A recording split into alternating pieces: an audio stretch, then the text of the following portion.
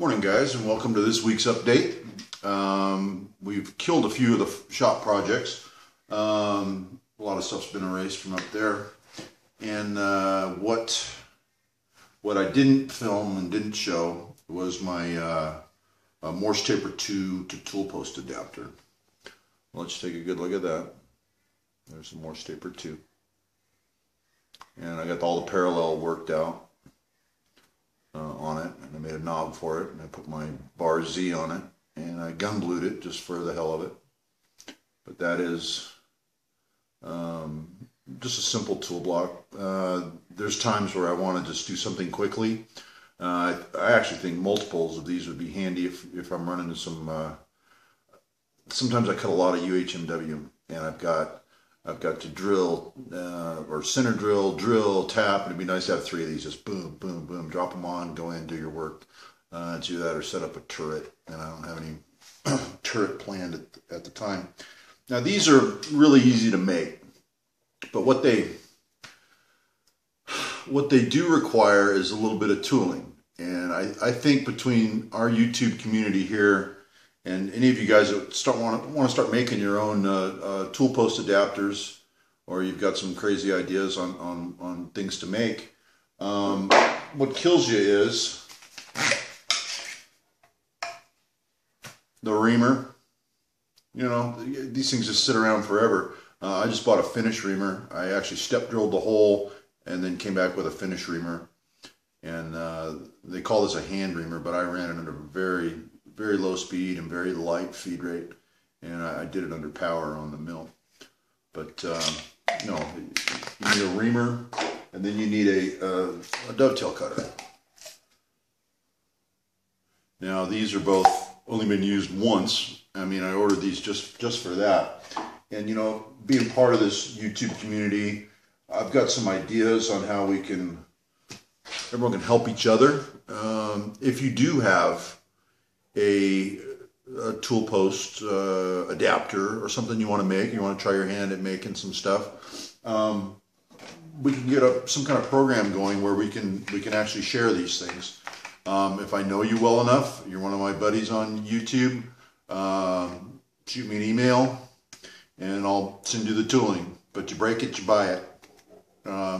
Pretty easy though. But if you want to make some tool post holders and you don't want to, blow the ducats for the for the tools, you're more than welcome to use those. So there's that, and I thought that would be kind of a cool thing. And then another thing I'm kind of pushing is what you need. You know, I've got my shop needs up here, and right now we're at 1/8" carbide end mills. I actually already have those, so that can go away. Those came in the other day. Still looking for a height gauge. Still looking for mics 3" and up. I'm out of WD-40. I got probably half a can left.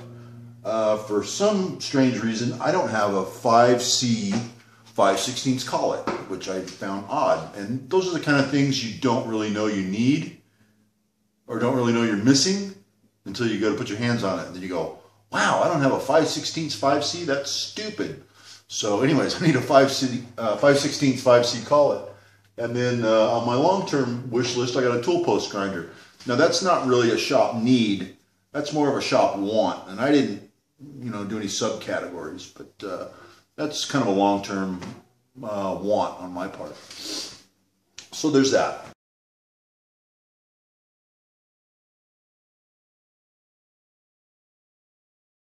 And then over on the project side, you'll see I've already taken off the Morse Taper 2 to tool post adapter.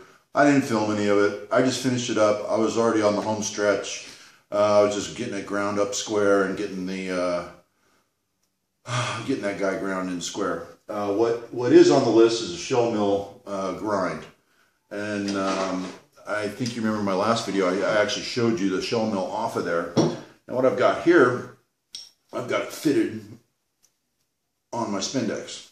And we're going to go over to the surface grinder, and I'm going to show you how I'm going to set that up. And all we're going to do at first is just do the end of it. We're not going to do the spiral flutes, but we'll get into that too. So all we're going to do is do the face of that thing right now. So let's get to that. And the last thing is the word posh. We've all heard it. We all know what it means. It means decadent or very elegant. You know, when you say a hotel is posh, or when you say a airplane is posh, it's a very nice place to be, and you're living very decadently. Posh was originally derived from during the era of English steamships. Very common for them to steam down to the coast of Africa, down to the Cape. And the upper echelon of the passengers would change staterooms on the way back. What they would do is they would be on from their stateroom, they always wanted to see the landmass. They didn't want to just stare out at open ocean. So on the way down, they wanted to be on one side of the ship, and then after their stay down at the Cape, on the way back, they would have a porter come and move their belongings over to the opposite side of the ship so they could see the landmass from their stateroom on the way back. So the word posh stands for port side, out, starboard, home. In case you care. All right, we're going to go and get this shell mill set up on the surface grinder and do a little sharpening on the end of it, not the flutes yet. We actually have to modify the Spindex to do flutes, but and that'll probably be another video. So this is going to be a quickie. All right, guys, here we go.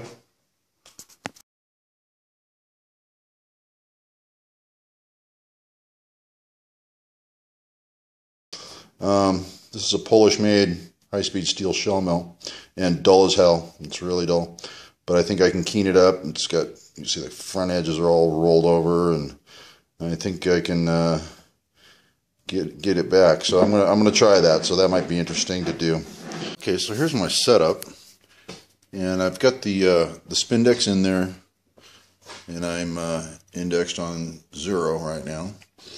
And if you look down on it, I've got the Spindex sitting at a 5-degree angle. I just use a I just use a protractor off of the table down the side of the Spindex to establish that. So that's going to get my my rear clearance of the tool. I've got a stop set right here, so I don't run into the next flute. So when I come in, boom, stops right there, so I can't get down on this one because it'll hit this one because the tool's tipped. I can go as far as I want in this direction, but coming in, it's gonna hit. So this is the one. This is the one here we're going to be grinding, and all I do is advance my in feed. And the last thing I've done, and I didn't know whether this was going to work or not. I slipped a piece of 18 gauge underneath here.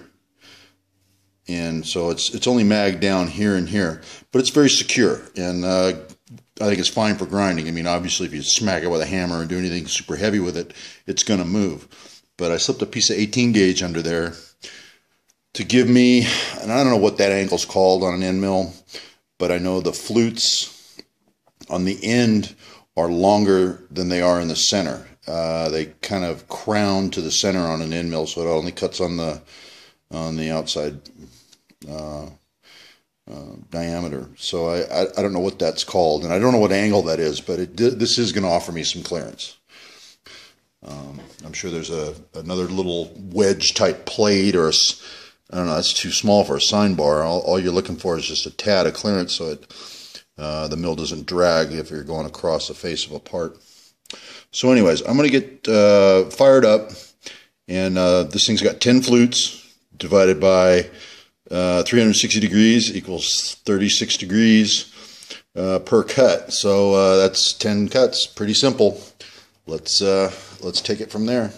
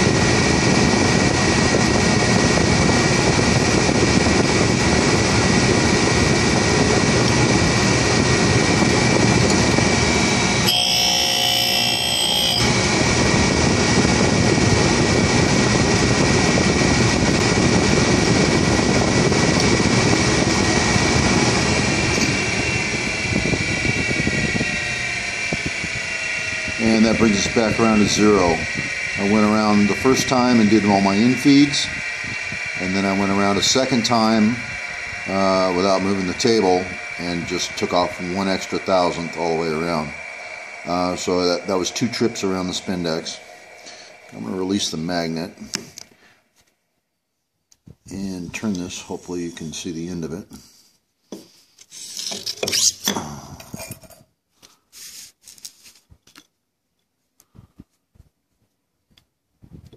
Yeah, let me pull the pin so I can spin this thing around.